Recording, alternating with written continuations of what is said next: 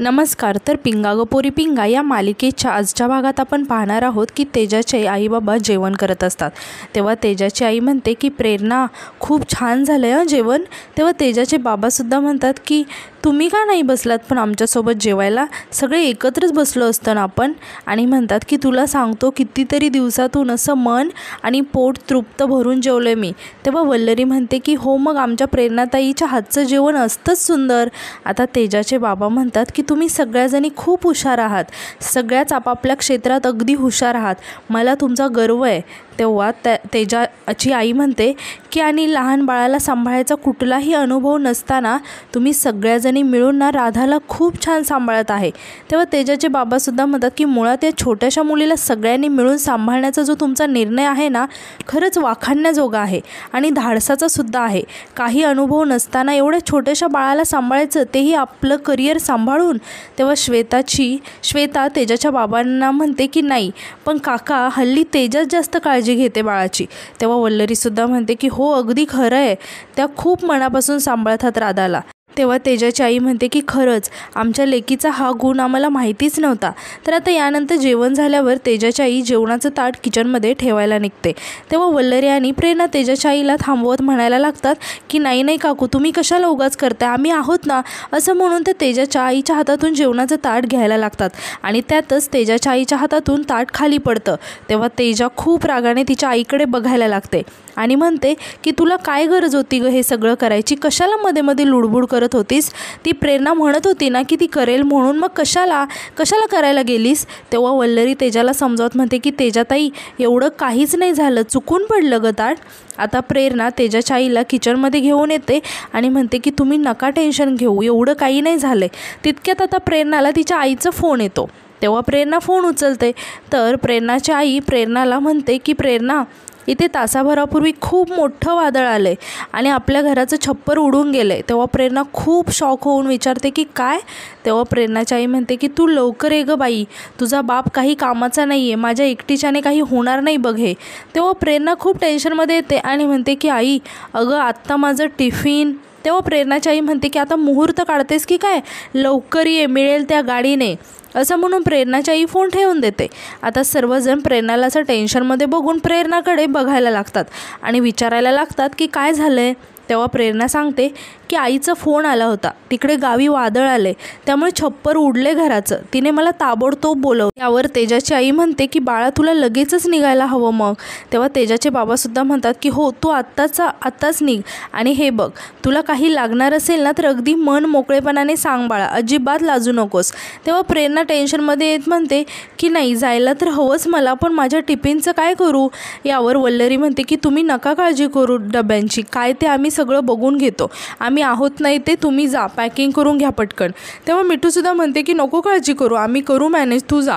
आता प्रेरणा सर्वांना थँक्यू म्हणते आणि म्हणते की मी पटकन बॅग भरते आणि तेजाच्या आईबाबांना म्हणते की काकू सॉरी मी असं अचानक निघून जाते. आता तेजाचे बाबा तेजाला म्हणतात की तेजस्वी मी काय म्हणतोय, आपण तिला स्टेशनवर सोडवून येऊया का, म्हणजे तू मी आणि गायत्री तेवढाच फॅमिली टाईम आपला. तेव्हा तेजा म्हणते की नाही काही गरज नाही आहे आणि मुळात मला इथे राधाजवळ थांबायचं आहे.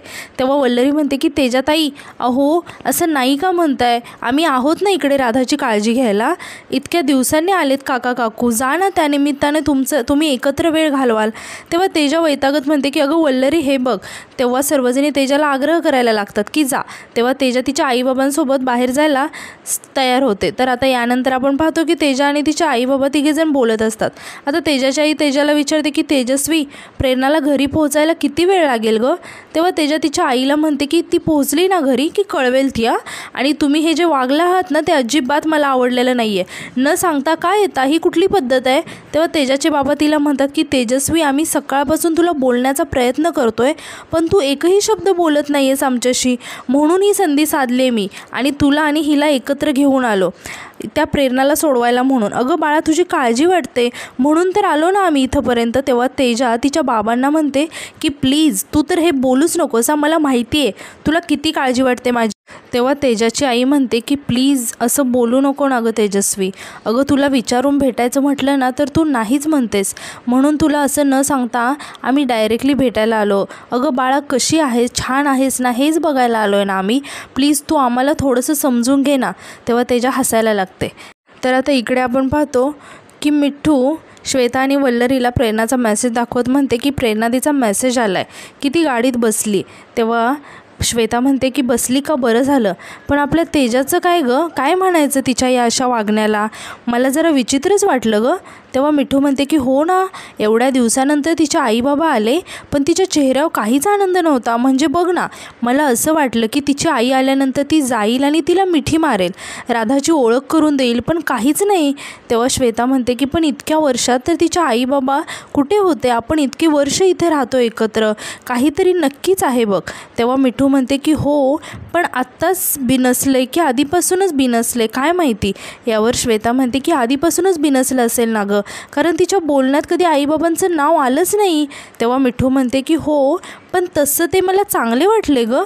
तेव्हा श्वेता म्हणते की आपल्याला चांगलं वाटून काय फायदा गं, पण त्यांचं एकमेकांशी इक्वेशन कसं आहे हे आपल्याला काय माहिती. तेव्हा मिठू म्हणते की पण ते असे अचानक का आले असतील. तर इकडे आपण पाहतो की तेजाची आई तेजाला प्रेमाने हात लावते. तेव्हा तेजा रागातच तिचा हात झटकते. तेव्हा तेजाचे बाबा तिला म्हणतात की तेजू काय आहे, आई आहे ती तुझी, असं का वागतेस तू तिच्याशी. तेव्हा तेजा म्हणते की ठीक आहे, तुम्हाला माझी काळजी वाटली, तुम्ही डायरेक्टली आला न सांगता, पण आता तुम्हाला कळलं आहे ना की मी कशी येते, पण मग आता इथे थांबू नका, कृपा करून निघा इथून. तेव्हा तेजाची आई खूप रडायला लागते आणि म्हणते की अगं तेजस्वी, आई आहे मी तुझी, तुझ्याबरोबर काही दिवस राहायला आली आहे. तेव्हा तेजा तिच्या आईसमोर हात जोडते आणि म्हणते की ए बाई, नको, खरंच नको, मला खूप कामं असतात इथे, माझ्या मीटिंग चालू असतात, राधाला सांभाळायचं असतं आणि बाकीचीसुद्धा खूप कामं असतात आणि इथे कोणाला सुद्धा वेळ नाही आहे तुझ्याकडे लक्ष द्यायला. तेव्हा तेजाची आई रडत म्हणते की असं काय करतेस गं तेजस्वी, मी ना अगदी थोडे दिवस राहील, म्हणजे 4-5 दिवस, आणि बाबा तोपर्यंत हॉटेलमध्ये राहील. तेव्हा तेजाचे बाबा म्हणतात की हो, माझी काही हरकत नाही, इथे तसंही तुम्ही सगळ्या बायकाच आहात आणि छोट्या बाळाला सांभाळायला तुझ्या आई चांगलीच मदत करू शकते. तेव्हा तेजाची आई म्हणते की हो, या सगळ्यांसाठी झाली तर तुम्हाला माझी मदतच होईल ना गं. तेव्हा तेजाला खूपच राग येतो आणि ती रागातच तिच्या आईवरती ओरडत म्हणते की एकदा सांगितलेलं कळत नाही आहे का, मला हे अजिबात आवडत नाही आहे, प्लीज आत्ताच्या आत्ता निघा तुम्ही इथून, निघून जा इथून, असं म्हणून तेजा रागातच तिथून निघून जाते. तेव्हा तेजाची आई खूपच रडायला लागते आणि तेजाच्या बाबांना म्हणायला लागते की अहो तुम्ही तरी सांगा ना तिला काहीतरी. तर इकडे श्वेता, वल्लरी आणि मिठू बोलत असतात. तेव्हा श्वेता मिठू आणि वल्लरीला म्हणते की आपल्या आयुष्यात एवढ्या सगळ्या गोष्टी घडून गेल्या मधल्या काळात, पण तेव्हासुद्धा आले नव्हते गं, मग आत्ताच का आले असतील. यावर मिठू म्हणते की एवढ्या दिवसानंतर आई बाबा आल्यानंतर ती त्यांच्यासोबत असं तुसड्यासारखं का वागते, म्हणजे नेमका प्रॉब्लेम तरी काय आहे त्यांच्यामध्ये. तेव्हा वल्लरी म्हणते की मी सांगते, तुम्हाला आठवतंय त्या भूतेंनी राधाला किडनॅप करण्याचा प्रयत्न केला होता, राधाचे खोटे आई वडील पाठवले होते, तेव्हा आपण तेजाताईंना किती ओरडलो होतो, किती बोललो होतो. तेव्हा मिठू म्हणते की हो, खूप बोललो होतो, पण त्याचं काय. तेव्हा वल्लरी म्हणते की मग तुम्हाला हेही आठवत असेल की तेव्हा चिडून तेजाताई आपल्याला काहीतरी सांगत होत्या आणि सांगते की त्या म्हणाल्या होत्या की त्यांचं बालपण हे नॉर्मल नव्हतं, म्हणजे त्यांच्या घरामध्ये खूप मतभेद होते आणि त्यांना कोणी प्रेमाने वाढवलं नाही, म्हणून मला जाणून घ्यायचं होतं की तेजाताईंचं बालपण कसं गेलं ते, आणि मी तेजाताईंच्या आईवडिलांचा नंबर शोधून काढला. तेव्हा श्वेता आणि मिठू खूप आश्चर्याने वल्लरीकडे बघायला लागतात. तेव्हा वल्लरी सांगते की मीच त्यांना इकडे बोलावून घेतलं. तेव्हा श्वेता विचारते की काय, तू चक्क तिच्या आई बाबांशी बोललीस. तेव्हा वल्लरी म्हणते की हो, म्हणजे आपल्याला जसं वाटतंय तसं त्यांच्यात काही नॉर्मल नाही आहे, काहीतरी वेगळंच आहे याची मला खात्री पटली आणि म्हणूनच मी त्यांच्या आईवडिलांना इकडे बोलवलं. तर आता यानंतर आपण पाहतो की तेजाच्या आई बाबा आणि वल्लरी बोलत असतात. आता तेजाची आई वल्लरीला म्हणते की आज तेजस्वी बोलली ना आणि पुन्हा एकदा प्रकर्षाने मला जाणवलं, अगं किती राग भरलाय तिच्या मनात आमच्याबद्दल, मला तर कळेनासंच झालंय, एवढे सगळे गैरसमज तिच्या मनातून कसे दूर करणार. तेव्हा तेजाचे बाबा म्हणतात की कसं आहे ना वल्लरी, तू बोललीस म्हणून आम्ही बोललो तिच्यासोबत. ती काही ऐकण्याच्या मनस्थितीतच नाही आहे. तिचं मत बदलेल असं नाही वाटत आहे आम्हाला, त्यामुळे उद्याच आम्ही परत जातो आहे. तेव्हा वल्लरी म्हणते की नाही नाही काका काकू, तुम्ही असं नका करू. तुम्ही काही दिवस तरी निदान थांबा आणि मला खात्री आहे की त्यांचं मन नक्की बदलेल. तेव्हा तेजाचे बाबा म्हणतात की नाही गं बाळा, मी म्हटलं ना की मला नाही वाटत तसं. आमच्या थांबण्याने तिला त्रासच होईल. तर काय उपयोग आहे थांबून. आणि तिच्या मनात नसताना जर आम्ही इथेच थांबून राहिलो तर जी काही जागा तिच्या मनात थोडीफार असेल ना आमच्याविषयीची, तीसुद्धा गमावून बसू गा आम्ही. तेव्हा वल्लरी म्हणते की नाही असं नाही होणार, माफ करा मला, लहान तोंडी मोठा घास घेते असं वाटेल तुम्हाला पण. तेव्हा तेजाची आई म्हणते की अगं असं काही नाही आहे बाळा, बोल तू. तेव्हा वल्लरी म्हणते की हे बघा, तुम्ही जर आत्ता तुमच्या नात्यातील गैरसमज दूर नाही ना केला तर ही संधी तुम्हाला मिळेल की नाही काही सांगता येत नाही आहे. काका अहो, तुम्हाला त्यांना सांगायला हवं की तुमच्या मनात त्यांच्याकरिता किती प्रेम आहे, किती काळजी आहे. तुम्ही जर का आज परत निघून गेलात ना तर ह्या नात्यातला दुरावा फक्त वाढत जाईल, कधीच कमी नाही होणार. तेव्हा तेजाचे बाबा वल्लरीला म्हणतात की किती समजूतदार आहेस गं बाळा तू, कशा कळतात गं तुला या सगळ्या गोष्टी. तुला भेटलो नसतो ना तर जगात अशाही व्यक्ती असतात याच्यावर विश्वासच बसला नसता, जी तिच्या मैत्रिणीची इतकी काळजी घेते, तिच्या मायेपोटी काही काय वाटेल ते करते. ग्रेट आहेस तू. तेव्हा तेजाची आई म्हणते की खरंच वल्लरी, माझ्या तेजस्वीचं भाग्य खूप चांगलं आहे म्हणून तिला तुझ्यासारखी मैत्रीण मिळाली.